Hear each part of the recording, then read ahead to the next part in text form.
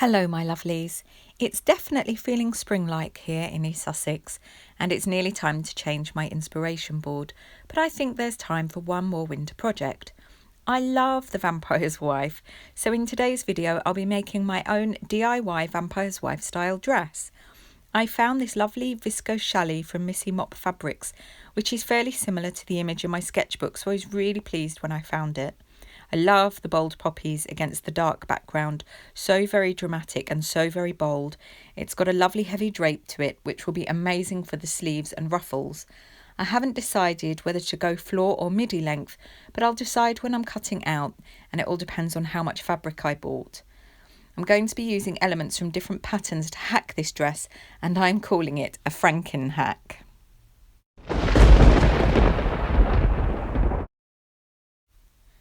I'll be using the bodice block that I drafted in last week's video, and I think I'll use it just as it is without any amendments. I'll be making a simple A-line skirt using my skirt block, and I'm making the ruffle, which is basically a gathered rectangle, and the sleeves are self-drafted and based on a 1930s design.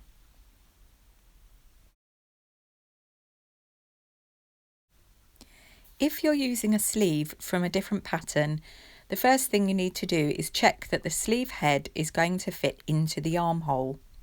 You do this by turning your tape measure onto its side and then walking the tape measure around the sleeve head seam line.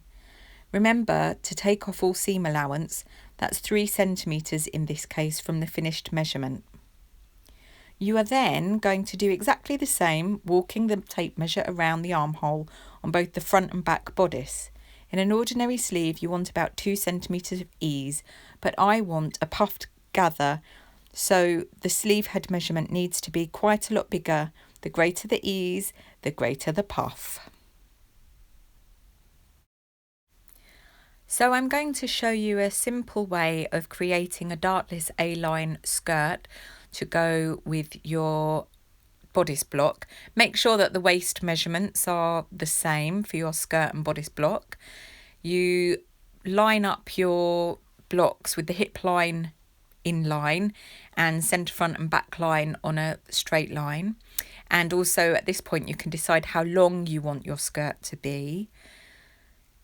You draw around your blocks. This is a quarter scale block. I'm not actually this small, but they're really useful for just practicing techniques. So if you'd like a set of your own, please do let me know in the comments, because I'm quite happy to put something together and maybe pop it on a Pinterest board. I'm marking through the apex of the darts on both the front and the back. The back block has 2 darts traditionally and the front block has 1. And then once I've done this, I'm going to draw a line vertically from that apex of the dart all the way to the hem of the dress. So this method of creating a design is called the slash and spread method. So in a minute you'll be able to see, once I've stopped doing all this bit, which I seem to really enjoy. So what you're going to have is you're going to have 3 sections on the back and 2 sections for the front. You're then going to cut around your blocks and up those lines up to the apex of the dart and along one edge of the dart. And here I am cutting out in the air, which I would have been told off for doing by my pattern cutting tutors many years ago, using paper scissors.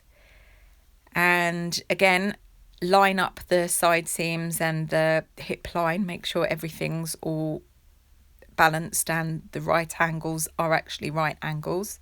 It's very important. And here you can see that I have slashed up and along one of the dart lines, and then I'm going to get some fresh paper and I'm going to stick down those sections, but I'm going to pivot the darts out so that that fullness of the dart has been transferred into the volume of the skirt, which you will be able to see once I have actually managed to select an appropriate size paper, and you can glue them down or you can just stick them down. It's completely up to you. And here they are done, and then I trace around them. I think I'm going to be making the middle length version for myself this time, but there will definitely be a maxi length one in the future.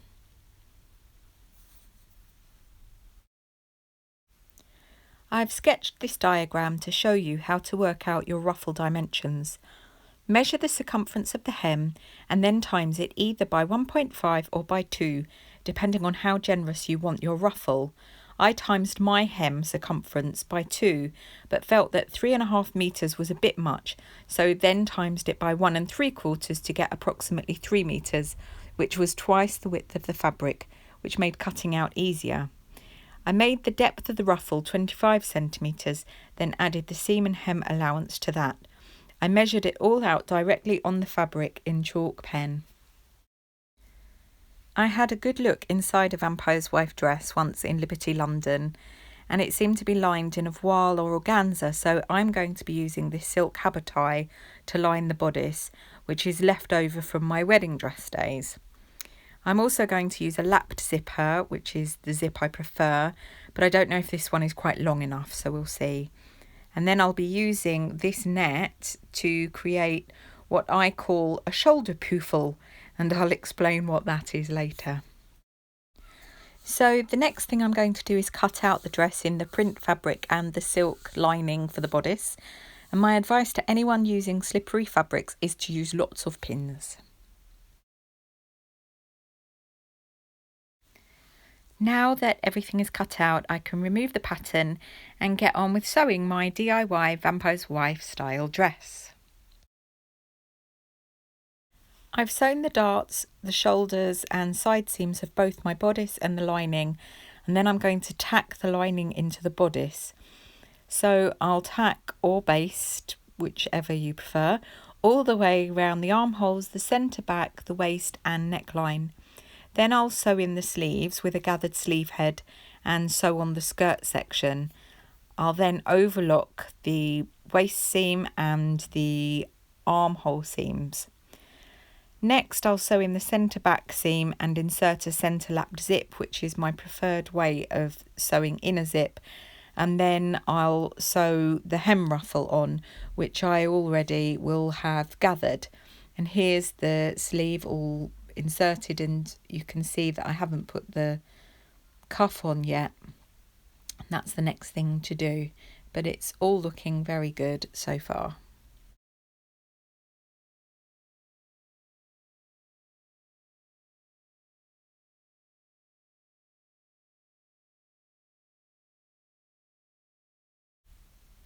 Here's the inside of the bodice, just so you can see how I've overlocked it, and essentially the lining here is just being used as a backing rather than to hide any of the seams. I don't know if a real Vampire's Wife dress is constructed this way, and I'm not entirely sure why I decided to do it this way, but I did. So I bias bound the neckline, which is what I'd seen on the vampire's dress that I looked at. And to keep your shoulder gather erect, you insert what I'm going to be calling a POOFLE. I used standard net, approximately 15 centimeters by 6, folded it over and ran 2 rows of long stitches along the raw edge, which I then gathered. I pinned this on the sleeve head seam, the one which turns up into the sleeve head, and I sewed it in place.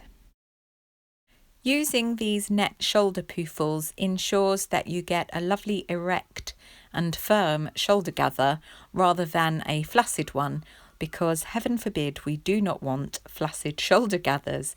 And then ta-da! My Vampire's Wife dress was ready to wear. So here I am lurking in a rather dingy corner of my living room, but I'm so thrilled with this dress. It feels lovely. It's a really good fit. I feel really glamorous and dramatic and ready for all the partying that I'm sure will happen after lockdown. By partying, I mean sitting on my own, drinking Earl Grey. I love these sleeves that I drafted from a 1930s design. They really are incredibly elegant and just make the dress. And there you can see my lovely firm and direct shoulder gather. Thank you so much for spending the time with me while I sew this dress. It really is a dream come true. And if you've enjoyed it, please do like and subscribe to my channel. I love sewing and I love spending time with you, sharing these sewing adventures. Take care, my lovelies. Until next time.